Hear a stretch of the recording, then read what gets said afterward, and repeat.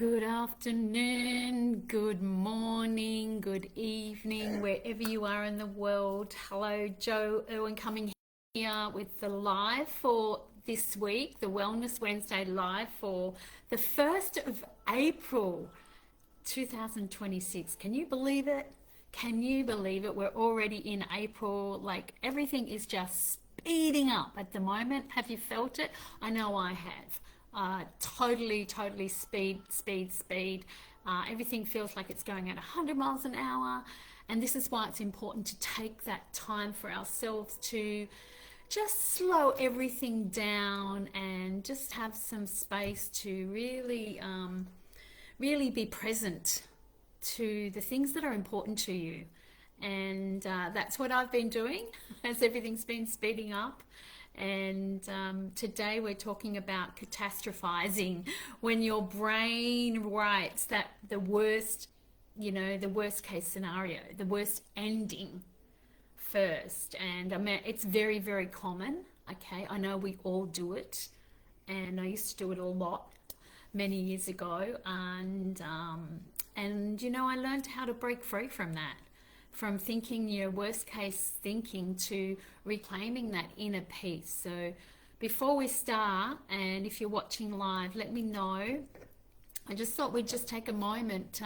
You may have noticed that I didn't show up for my regular Monday morning manifestation meditation. It was just life got in the way. There was a lot happening. I was in transit.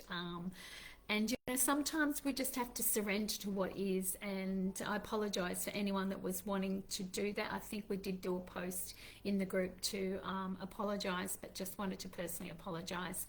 But there's so many meditations in the group and also on my YouTube channel that you can access anytime you need, to set up your day. And I recommend it daily, especially at the moment when everything feels such. And also we're leading up to the Easter break here in Australia. I'm not sure about if that's everywhere in the world, but the Easter break is, a 4-day holiday here. And so I think we're trying to get a lot done. I know I'm hosting a family event and being prepared, but we need to take that time for ourselves. So before we begin today's live, I'd really love us to take a moment and let's just arrive in the space for this 20-25 minutes and just take a moment to physically be here with your mind, your body and your spirit and your soul, and just breathe. So wherever you are right now, whether you're sitting at your desk, on the couch, or just sneaking 5 minutes in the car, this is your space. And often I do that, just before I get out of the car, I'm going somewhere, just sitting and just breathing. So gently closing down your eyes, if that feels comfortable. If it doesn't, just soften your gaze. All right, just soften your gaze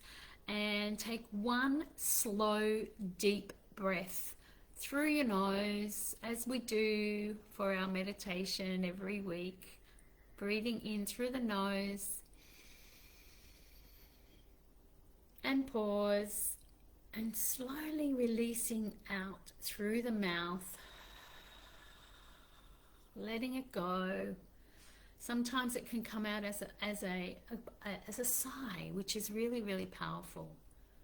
Just one more breath in, breathing in, and gathering up anything that's weighing down in your body or your mind today, and taking a breath,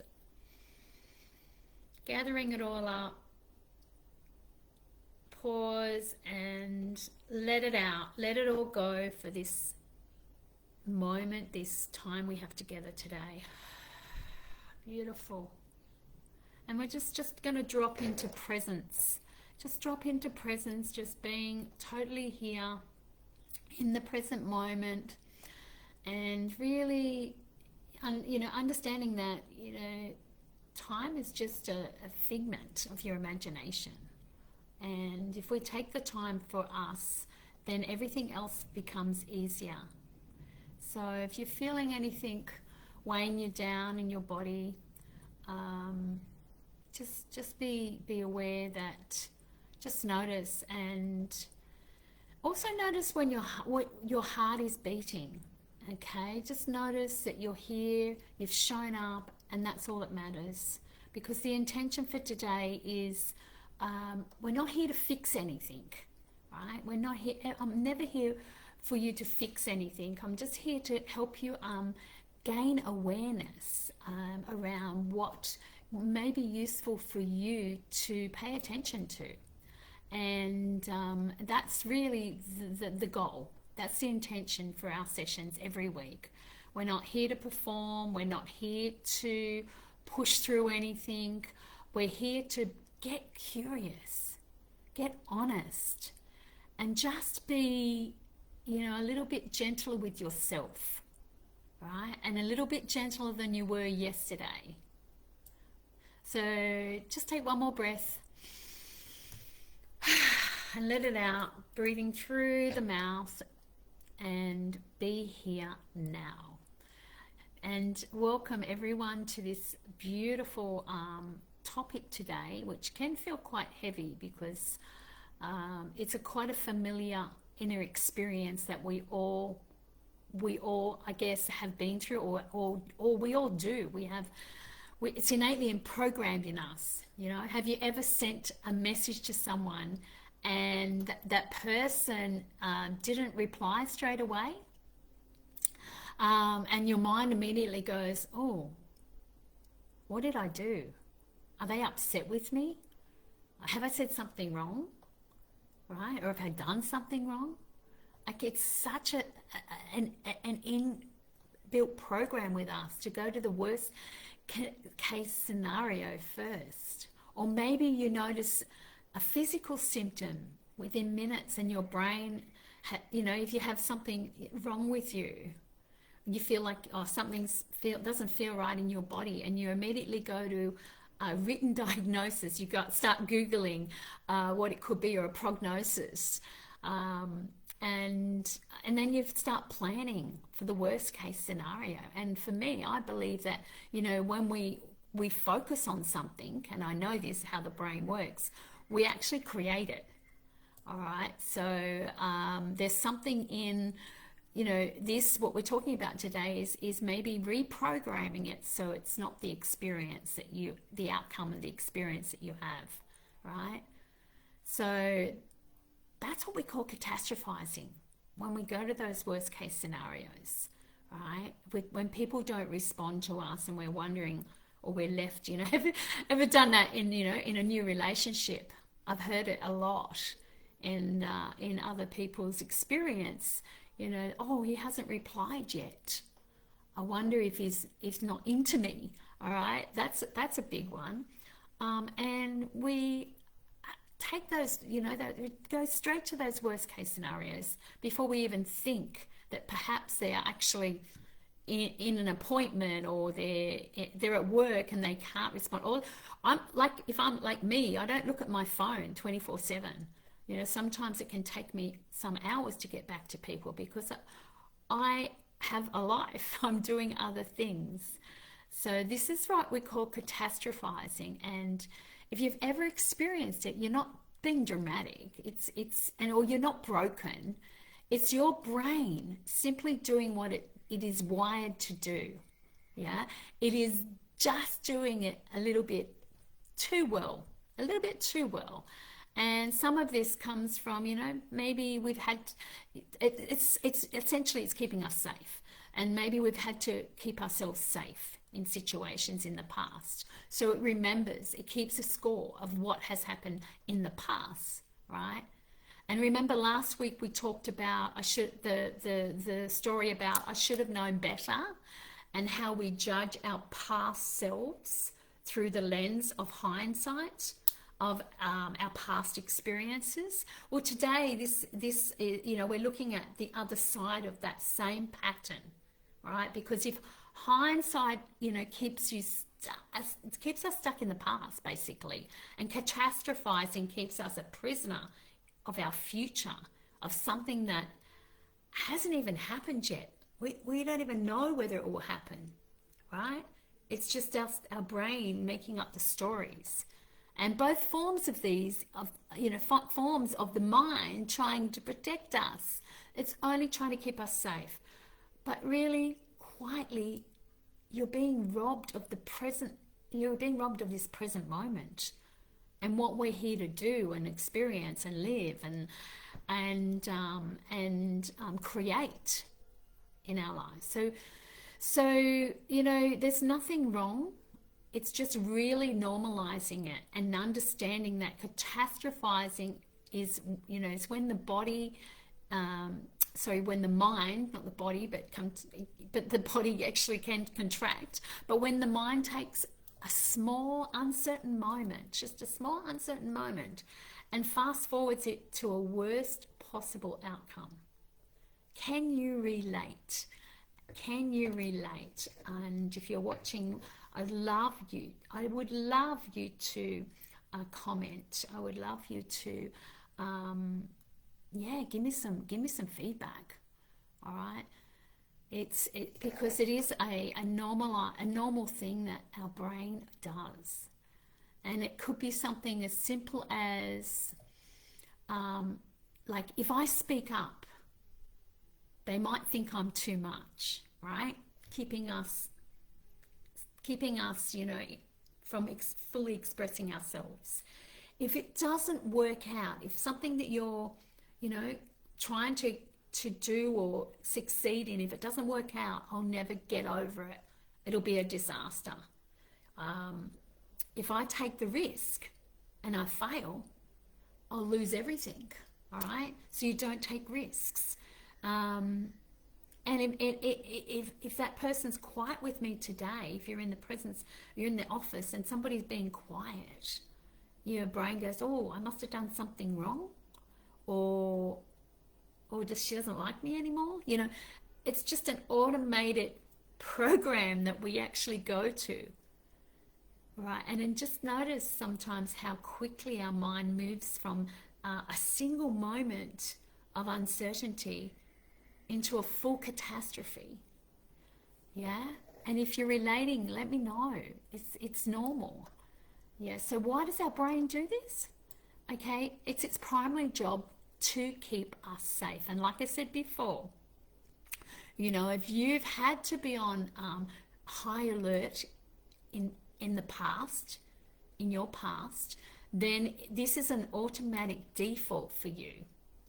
Okay, because within the nervous system lives what's known as the threat detector response. The threat detector response. And it was designed for survival. Yeah. It scans constantly for danger. And when it detects uncertainty, which it cannot easily distinguish from the actual threat, right? It's like when you're being chased by it feels like you're being chased by a lion in the jungle. Okay, so if it can't distinguish what's an actual threat, like a lion being chased, or it fills the gap between the worst case scenario, right? It's the same sensation, it's the same response, all right, as if you're being chased. So it fills the gap between, the actual threat and the worst case scenario. Why? Because to your nervous system, being prepared for the worst feels safer than being caught off guard. Make sense? So not to the actual conscious mind, but more in the unconscious space. So, but here's the truth. Most of what we catastrophize about never actually happens, right? So we're suffering, mostly in our imagination, because it's not in the reality yet. It hasn't happened. So when we understand this, we have the opportunity to observe it and change the story in that moment, and we'll get to that. But this is really, this is especially, especially women who are high achieving. They are especially vulnerable to this because they're, women that are highly driven and high achievers and people that want to, make stuff happen, They're usually responsible, obviously driven, deeply caring about, what others think, right? Um, and catastrophizing is the most debilitating, not because they're weak, but because they care so deeply about, you know, lots of things, their children's well-being, their relationships, their business, their career, their being successful. I know this is very, very true for me. All right, their health, their family's health, what others think of them, like, putting on a facade of who you have to be in order to feel safe and be accepted and be validated, and do business. Yeah, and make people like you. All right, this is really part of it. So but when we carry a lot of that responsibility, our mind believes that imagining every possible problem is how to stay in control. Well, it's not. We all make mistakes. We are human beings doing the best we have with what we've got, and learning from our past, learning from our mistakes, and doing it differently next time. It's part of the process. And if we keep staying in that control of and catastrophizing, it's not serving anything. It's going to keep you stuck, because control and catastrophizing, they're actually not the same thing. One prepares you, but the other one exhausts you. Okay, and that is devastating, because when we're exhausted, the hidden cost of that is living in anticipated dread, like living in anticipated dread, because when you catastrophize, it becomes a habit, okay, and then it's really keeps re-embedding into the unconscious mind that this is how it is, this is how I operate, this is who I am. Well, it's not, because when it becomes a habit, sleep becomes difficult, because the mind replays all the scenarios at night, and then you're in deprivation mode the next day, so you can't function as well as you'd want to. You're sleep deprived. You're in, and if that happens over a long period of time, that becomes sleep debt. Okay, so you then need to do things to really catch up on the sleep that you've not got, and that will cause you, what sleep is one of the highest levels of relaxation and restoration that you can have, and it's really, really important. And when the body lives in that state of low grade anxiety, everything becomes harder, and then it leads to the overwhelm and that exhaustion, and that doesn't serve anyone. Also, your joy gets hijacked. You don't have as much joy. You, even in those good moments, it feels unsafe, and you're always on high alert, scanning. So also relationships, all right, it really depletes your relationships. They become strained because you're not speaking your truth. You're living in fear of what they might think or say or feel, how you might make them feel. But let me tell you, fear is not real. It's a construct of the mind. Again, a story. So also opportunities get avoided because the mind is already predicted the failure. So you don't take risks. You don't do the things that you feel that you want to do. You just avoid it. You get into avoidance. So and you don't just think your worst case scenario, you actually feel it in your body, and your body responds to it through, it responds to it as though it's really real. And that takes a lot of energy, enormous amount of energy, to spend living in something that hasn't happened yet. So sorry, I just had a phone call in the middle of that. I'm just trying to turn it off. But yeah, so don't just think, you don't just think the worst case scenario, you actually feel it in your body, okay? And your body keeps the score. We all know that your body keeps the score, and eventually it will catch up to you in ill health, in a lot of chronic disease. It keeps a score. So this is why it's so important, all right, to not spend all that energy living in that future that hasn't even happened yet. But there is a way to actually work with it. So instead of saying, what is the worst case scenario here? If something comes up when you're thinking that somebody's thinking something or doing something, or you're in fear of doing something or moving forward, what is the worst case scenario? What's the worst thing that can happen? Ask yourself that. All right, and then you might want to write these down too, because I feel they're really important questions in those moments, so that you can rewire, reframe, right? Reprogram the pattern, because it is just a pattern. Okay, it's not a character flaw, it's a pattern. And patterns can be interrupted and they can be rewired, and you can change that story in that moment.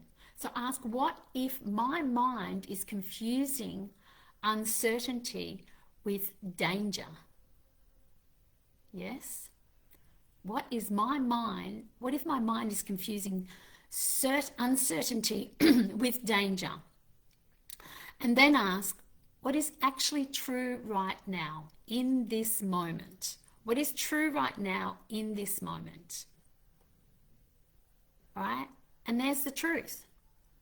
It's right, you're in the moment, you're not in the future. Right? And in that, you can actually rewire it. Okay? And there's something I call a practical practice that I call the interruption pattern, interrupting the spiral pattern. Okay, and there's 3 questions that you can use, and you might even want to journal these. And the first one is this true right now? And I think in Byron Katie's work, she has, I think, 4 questions, but I've trimmed it down to 3 for this specific exercise in rewiring. Is it true? Is it true right now? Not tomorrow, not next week, but right now in this, is it actually happening? And the second question, what is the most likely outcome? Not the worst one. The mind will always default to the worst case scenario. Gently just redirect it back to the most likely. What would you like? What do you feel is the most likely or the best outcome? Yeah? And the other thing, you know how we're always good at, giving advice to our friends and family, and sometimes unsolicited advice. I'm guilty at that, before they've even asked for it. But if your friend did ask you, what do you think of this? What do you think this is about? Then what would you say to them? If she was thinking these worst case scenarios happening, what would you say to them? Because we're so much kinder to people we love, all right, than we are to others, mostly, right? Than we are to ourselves. We're kinder to others than we are to ourselves. So ask these 3 questions. These 3 questions won't silence the mind overnight, but with the repetition, creating the pause, you can rewire these old patterns. All right. So take a chance, and you have a choice. You can actually do this and repeat it over and over each time you go to catastrophize, and over time you'll rewire that. Okay, so think about, is there any area of your life right now your brain has written the worst case scenario, the worst ending ever, whether it be in a relationship, a health concern, a business decision, or something you're afraid to do or hope to do that you haven't actually done because you think it may not work out, or it never works out for you. That's a program. That's a story I hear. Oh, nothing ever works out for me. Why? Because you're telling yourself that. Words are power. Reframe it. Okay, so take that time and think about, what would it be like to put that story away, debunk it, put it down, put it away. It's not true, just for today. And practice these reprogramming practices. Yeah, because your mind is not your enemy. It's the protector of something, that gets a bit overzealous sometimes, and the goal isn't to silence it. We don't want to silence it, because it comes up some really good ideas sometimes, right? And the goal is actually to lead it. You need to lead it. Gently remind it that you are safe, you are capable. The uncertainty is not the same as danger. It's just a program that's been running unconsciously for a long time. And that you don't have to earn peace by predicting every possible pain, all right? Because you're in avoidance, and nothing ever comes to fruition because you stop. And you don't have to earn anything. Just be yourself and be aware of what the brain is saying, and know that it's not true. It's just a program. So if any of this resonates with you and you recognize these patterns and you're ready to stop living that dread in the future that may never come, I'd love to have a conversation with you. I'd love to explore that with you and help support you in overcoming it, so that you can move forward in life and do the things that you love, do the things that you want, live the life that you want. So book a call with me, a complimentary chat, and we can explore what it might look like to finally feel safe in your own mind. Okay, because truly the worst ending your brain keeps writing is not a prophecy. It's just a pattern. And you have the power to write a new and different story in every single situation. So if this is resonating, reach out. I'd love to have a chat. If you're watching the replay, let me know. What's your aha? What dropped for you? And let's do this. Let's move on with our life. Let's create the life we love. All right, my lovelies. See you next week. Have a wonderful Easter break, if you're having a break. And I'll see you next week. Bye for now. Lots of love.